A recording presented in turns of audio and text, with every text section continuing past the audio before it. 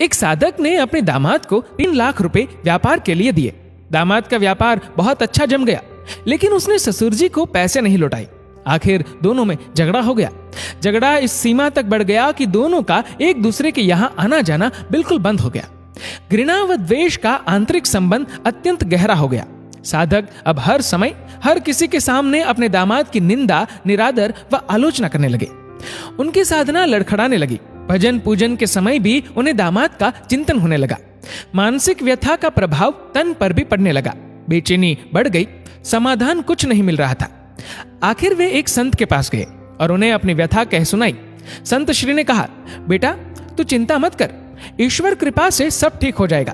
तुम कुछ फल व मिठाइयां लेकर दामाद के यहाँ जाना और मिलते ही उससे केवल इतना कहना, बेटा सारी भूल मुझसे हुई है, मुझे क्षमा कर दो। साधक ने कहा, महाराज मैंने ही उसकी मदद की है और क्षमा भी मैं ही मांगू। संत श्री ने उत्तर दिया, परिवार में ऐसा कोई भी झगड़ा नहीं हो सकता जिसमें दोनों पक्षों की गलती न हो। चाहे एक पक्ष की भूल 1% हो, दूसरे पक्ष की 99%, पर भूल दोनों तरफ से होगी। साधक की समझ में कुछ नहीं आ रहा था। उसने कहा, महाराज मुझसे क्या भूल हुई? संत श्री बोले, बेटा तुमने मन ही मन अपने दामाद को बुरा समझा, यह है तुम्हारी पहली भूल। तुमने उसकी निंदा, आलोचना व तिरस्कार किया, यह है तुम्हारी दूसरी भूल। क्रोधपूर्ण आंखों से उसके दोषों को देखा, यह है तुम्हारी तीसरी भूल। अपने कानों से उसकी निंदा सुनी, यह है तुम्हारी चौथी भूल। तुम्हारे हृदय में अपने दामाद के प्रति क्रोध व घृणा है, यह है तुम्हारी आखिरी भूल। अपनी इन भूलों से तुमने अपने दामाद को दुख दिया है। तुम्हारा दिया दुख ही कई गुना हो तुम्हारे पास लौटा है। जाओ अपने भूलों के लिए क्षमा मांगो, नहीं तो तुम न चैन से जी सकोगे न चैन से मर सकोगे। क्षमा मांगना बहुत बड़ी साधना है। साधक की आंखें खुल गई। संत श्री को प्रणाम करके वे दामाद के घर पहुंचे। सब लोग भोजन की तैयारी में थे। उन्होंने दरवाजा खटखटाया। दरवाजा उनके दोहते ने खोला। सामने नानाजी को देखकर वह अवाक सा रह गया और खुशी से झूमकर जोर जोर से चिल्लाने लगा, मम्मी पापा देखो कौन आए, नानाजी आए हैं, नानाजी आए हैं। माता पिता ने दरवाजे की तरफ देखा, सोचा कहीं हम सपना तो नहीं देख रहे। बेटी हर्ष से पुलकित हो उठी। आहा, 15 वर्ष के बाद आज पिताजी घर पर आए हैं। प्रेम से गला रूंध गया, कुछ बोल न सकी। साधक ने फल व मिठाइयां टेबल पर रखी और दोनों हाथ जोड़कर दामाद को कहा, बेटा सारी भूल मुझसे हुई है, मुझे क्षमा करो। क्षमा शब्द निकलते ही उनके हृदय का प्रेम अश्रु बनकर बहने लगा।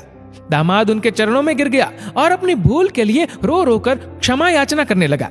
ससुर जी के प्रेमाश्रु दामाद की पीठ पर और दामाद के पश्चाताप व प्रेम मिश्रित अश्रु ससुर जी के चरणों में गिरने लगे। पिता पुत्री से और पुत्री अपने वृद्ध पिता से क्षमा मांगने लगी।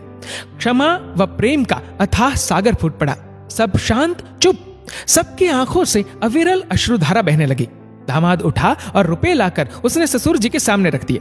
ससुर जी कहने लगे, बेटा आज मैं इन कोड़ियों को लेने नहीं आया हूं, मैं अपनी भूल मिटाने, अपनी साधना को सजीव बनाने और द्वेष का नाश करके प्रेम की गंगा बहाने आया हूं। मेरा आना सफल हो गया, मेरा दुख मिट गया, अब मुझे आनंद का एहसास हो रहा है। दामाद ने कहा, पिताजी जब तक आप ये रुपए नहीं लेंगे तब तक मेरे हृदय की तपन नहीं मिटेगी। कृपा करके आप ये रुपए ले ले। साधक ने दामाद से रुपए लिए और अपनी इच्छा अनुसार बेटी व नातियों में बांट दिए।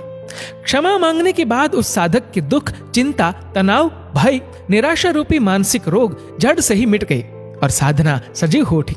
दोस्तों इस वीडियो को लेकर आपकी क्या राय है नीचे कमेंट करके जरूर बताएगा। और अगर आपको वीडियो अच्छा लगा हो तो इस वीडियो को लाइक करेगा, शेयर करेगा ज्यादा से ज्यादा लोगों तक। और ऐसे ही और भी इंस्पिरेशनल वीडियोस के लिए सब्सक्राइब करें हमारे यूट्यूब चैनल को और फेसबुक पर फॉलो करें हमारे पेज को।